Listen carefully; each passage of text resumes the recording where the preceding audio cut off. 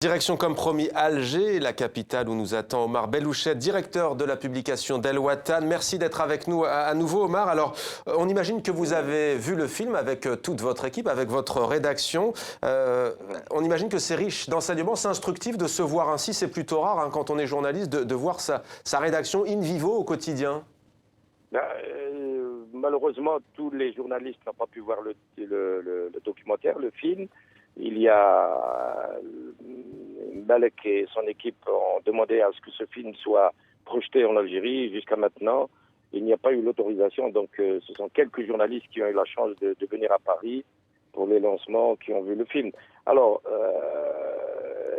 c'est vraiment toujours, c'est agréable de se voir comme ça, mais le film reflète un peu la réalité du fonctionnement de la rédaction d'El Watan.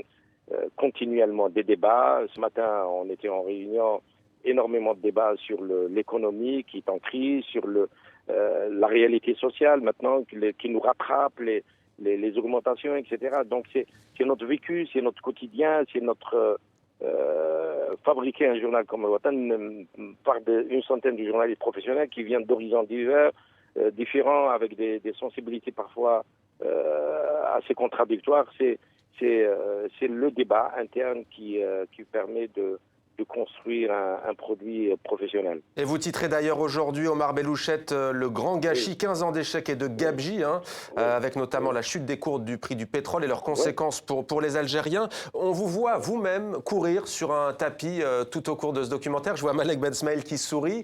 C'est l'image comme ça qui revient comme un leitmotiv. Ça veut dire quoi? Ça veut dire que l'Algérie fait du surplace? C'est un peu la métaphore?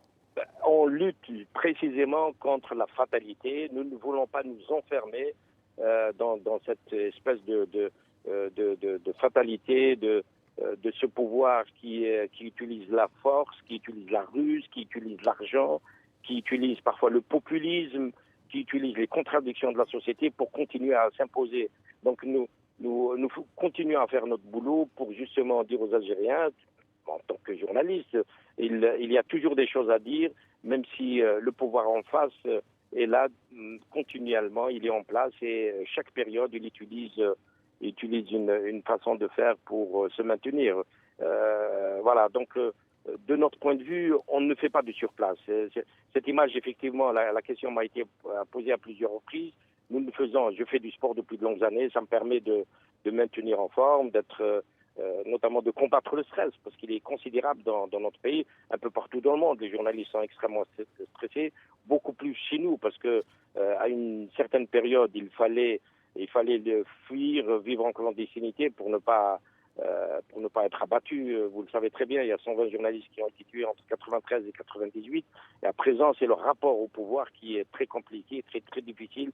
Gérer une rédaction qui se veut indépendante comme El Watan et d'autres quotidiens, on n'est pas les seuls à vouloir fabriquer une information qui soit libre tous les jours. C'est très compliqué, c'est très difficile parce qu'on est continuellement combattu et faire du sport, ce n'est pas tourner sur place, ce n'est pas faire du surplace. Faire du sport, c'est être en forme pour pouvoir résister à toutes les pressions.